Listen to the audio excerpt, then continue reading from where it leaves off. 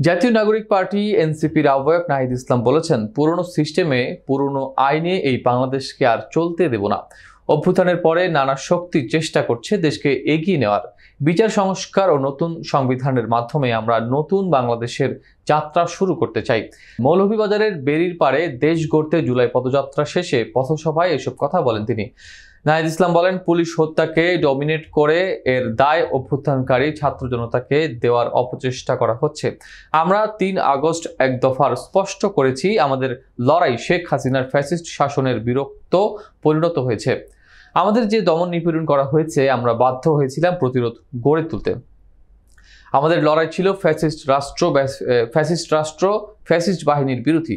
এর আগে শহরের শহীদ মিনার থেকে দেশে গড়তে জুলাই পদযাত্রা বের হয়। শহরের কোর্ট রোড ও শাহ মোস্তফা সড়কে পদযাত্রা শুরু হয়। এতে যোগ দেন সর্বস্তরের কয়েক হাজার মানুষ। পথসভায় মৌলভীবাজার জেলার প্রধান সমন্বয়কারী ফাহাদ আলমের সভাপতিত্বে আরও বক্তব্য রাখেন এনসিপির সদস্য সচিব আক্তার হোসেন, মুখ্য সমন্বয়ক নাসির উদ্দিন পাটোয়ারি। উপস্থিত ছিলেন সিনিয়র যুগ্ম সদস্য সচিব ডাক্তার তাসনিম জারা, বাংলাদেশ গণতান্ত্রিক ছাত্র সংসদের কেন্দ্রীয় আহ্বায়ক আবু বাকের মজুমদার, জাতীয় যুব শক্তির কেন্দ্রীয় সংগঠক মারুফ আল হামিদ, জাকারিয়া ইমন। আমরা এই বাংলাদেশকে আর পুরনো রূপে ফেরত দিতে দিব না।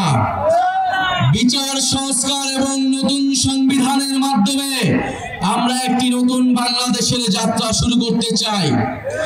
প্রিয় মৌলভীবাজারবাসী, গণ অভ্যুত্থানের পরে আমাদের স্বপ্ন, আমাদের আকাঙ্ক্ষা ছিল আকাশচুম্বী। আমরা বলেছিলাম, তরুণরা কর্মসংস্থানের দাবিতে রাজপথে নেমেছিল। বাংলাদেশের জনগণ অর্থনৈতিক বৈষম্য বিলোপের দাবিতে রাজপথে নেমেছিল। বাংলাদেশের মানুষেরা মানবিক মর্যাদা, নিজেদের স্বাধীনতার জন্য রাজপথে নেমেছিল। আমরা হয়তো সেই স্বাধীনতা গণতন্ত্র পেলেও আমরা এখনো আমাদের অর্থনৈতিক স্বাধীনতা, আমাদের কর্মসংস্থানের যে দাবি, সেই দাবি আমরা এখনো পূরণ করতে পারি নাই। আমরা এই অন্তর্বর্তী সরকারের সময় অনেক স্বপ্ন দেখেছিলাম, আমাদের অনেক দাবি ছিল, কিন্তু আমাদের সব স্বপ্নকে নির্বাচনের সাথে একমাত্র দাবিতে রূপান্তর করে ফেলা হয়েছে। আমরা বলেছি, আমরা নির্বাচন চাই, আমরা গণতন্ত্রের পক্ষে লড়াই করা শক্তি, আমরা ভোটাধিকারের জন্য লড়াই করা শক্তি, কিন্তু বিচার সংস্কার ছাড়া নির্বাচন অর্থহীন হয়ে যাবে।